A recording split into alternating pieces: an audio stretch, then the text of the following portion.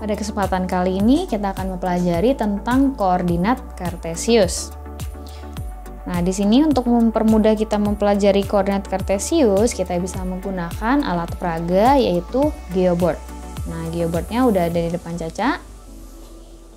Oke, diraba. Jadi geoboard merupakan sebuah papan yang di dalamnya ada lubang-lubang.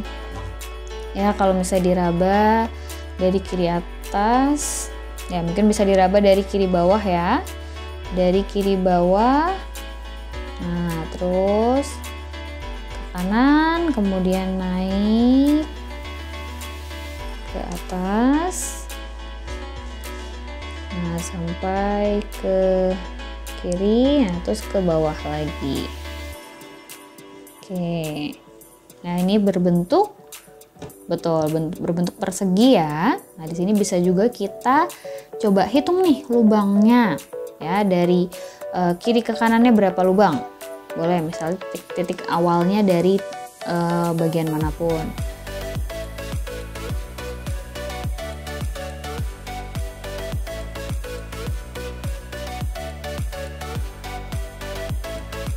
Oh, 19. Oke, sip. Nah, sekarang dari atas ke bawahnya.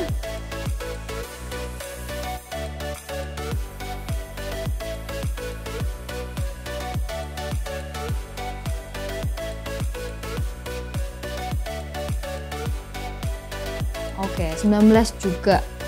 Berarti kalau sama-sama 19, berarti bentuk ini bisa kita simpulkan mereka persegi ya, geoboardnya persegi. Nah, sekarang untuk selain dengan geoboard, untuk menentukan atau untuk mempelajari koordinat, kita butuh bantuan unsur lain atau perlengkapan lain, yaitu karet-karet dan paku-paku. Nah, karet-karet dan paku-pakunya ada di kirinya Caca. Ya. Jadi pakunya, betul pakunya yang itu.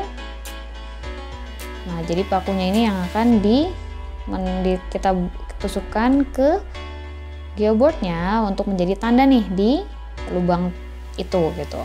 Terus selain itu juga ada karet. Karetnya ada dua jenis ya, ada yang lebih panjang dan ada yang lebih pendek. Oke, sip, silakan dikembalikan. Oke, nah pertama di koordinat kartesius, di situ kita mempunyai unsur namanya sumbu ya. Jadi ada sumbu X dan sumbu Y. Yang pertama coba kakak bahas dari sumbu X dulu. Sumbu X merupakan sumbu yang memanjang dari kiri ke kanan. Ya, jadi dia lurus, tegak lurus dari kiri ke kanan. Kalau misalnya tadi Caca sambil menghitung lubang-lubang yang lurus dari kiri ke kanan, nah di situ bisa kita tarik garis. Nah, garis ini adalah garis sumbu X. Nah, di sini bisa kita tandai garis sumbu X dengan karetnya tadi. Jadi coba Caca ambil dua karet. Nah, dua karet ini dipasang di geoboardnya. Hati-hati ditarik. Nah, terus kemudian sip, digeser sampai ke agak tengah ya.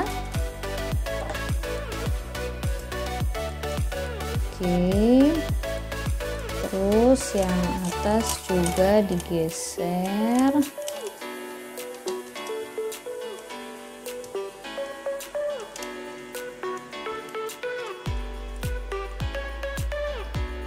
Oke ya, ini adalah sumbu yang pertama atau sumbu X memanjang dari kiri ke kanan.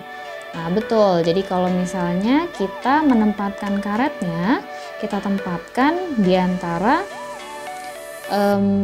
titik-titik atau lubang-lubangnya ya. Jadi karet ini mengelilingi atau menjaga sebuah barisan titik, betul seperti itu. Nah, ini sumbu yang X memanjang dari kiri ke kanan.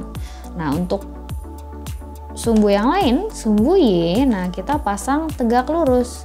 Jadi kalau misalnya dalam posisi seperti ini, dari kiri ke kanan, kalau tegak lurusnya berarti arahnya berlawanan. Dari atas ke bawah. Oke ya, sekarang dipasang.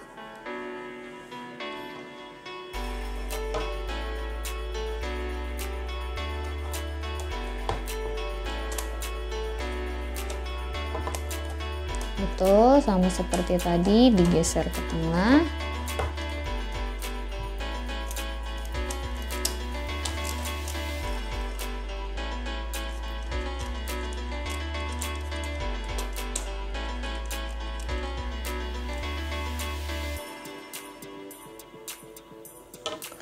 Oke, jadi sekarang di atas geoboardnya sudah terbentuk dua sumbu.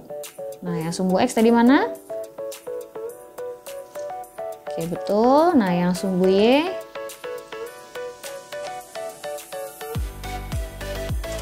Oke, sip ya. Nah, dari sumbu X dan sumbu Y ini ada sebuah titik yang dilewati sama kedua sumbu.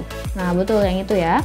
Jadi titik pertemuan di antara dua garis atau dua sumbu kita sebut sebagai titik pusat.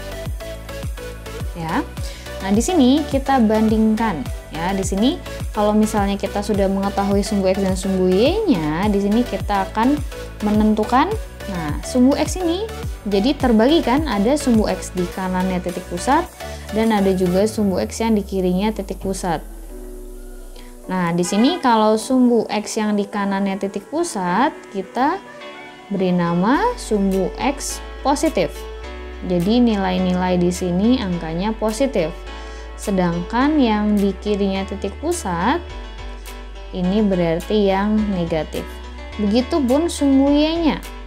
Sumbu Y-nya kalau ke atas, nah kalau ke atas kan ibaratnya ke atas baik ya, jadi yang ke atas itu Y positif. Dan yang ke bawah adalah yang Y negatif. Nah, di sini kita coba.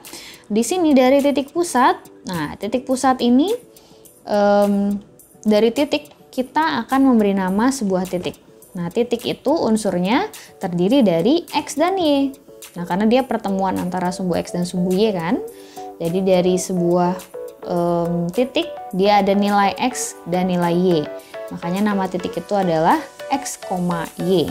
Jadi X-nya berapa, Y-nya berapa, jadilah sebuah titik. Nah, di titik pusat, karena dia titik temu atau titik pusat, di sini X-nya 0 dan Y-nya 0. Jadi titik awal dari mereka. Nah, makanya kalau dari titik pusat, kalau kita ke kanan, lurus ke kanan, berarti lurus ke kanan satu lubang, berarti X-nya 1. Ke kanan lagi X-nya 2. Ke kanan lagi X-nya 3 dan seterusnya. Nah, kalau kembali lagi ke titik pusat, kemudian kita ke kiri, betul ke situ, berarti kirinya nilainya negatif 1. Ke kiri lagi negatif 2, ke kiri lagi 1, negatif 3 dan seterusnya. Oke, begitupun untuk yang Y-nya. Kalau ke atas karena tadi positif berarti ada 1, 2, 3 dan seterusnya. Nah, kalau ke bawah berarti min 1, min 2, min 3, dan seterusnya. Nah, sekarang kita coba membuat titik. Ya, kita coba membuat titik. Tadi kan kita sudah membuat titik pusat. Nah, sekarang kita coba cari titik yang lain. Misalnya di sini kita mau mencoba melangkah dulu. Kita coba tentukan langkahnya atau pergerakannya. Misalnya dari titik pusat kita ke kanan 2 langkah, ke atas 3 langkah. Coba ke kanan 2 langkah, ke atas 3 langkah. Nah, berarti sampai di situ bisa ditandai dengan pakunya. Oke, nah berarti di sini yang ditandai adalah titik. Nah, karena tadi kita ke kanan 2, berarti nilai X-nya 2 dan ke atas 3 berarti nilai Y-nya 3. Jadi titiknya adalah 2,3 karena titik itu nilai X, Y. Ya. Nah, kita coba bikin titik yang lain. Misalnya kita ke arah yang lain, ke arah yang berbeda. Dari titik pusat kita ke kiri 4 langkah, ke bawah 5 langkah. Ke kiri 4 langkah, ke bawah 5 langkah. Nah, di situ dipasang titiknya. Nah, terbentuk titiknya. Nah, kita beri nama tadi ke kiri 4 langkah, ke bawah 5 langkah. Ke kiri 4 berarti nilai X-nya betul, min 4. Kalau ke bawahnya 5 berarti nilai Y-nya betul, min 5. Makanya nama titiknya min 4, min 5. Betul, seperti itu. Jadi seperti inilah bentuk koordinat kartesius. Nah, jadi dari semua titik di sini pasti memiliki nama. Namanya kita tentukan X-nya berapa, Y-nya berapa.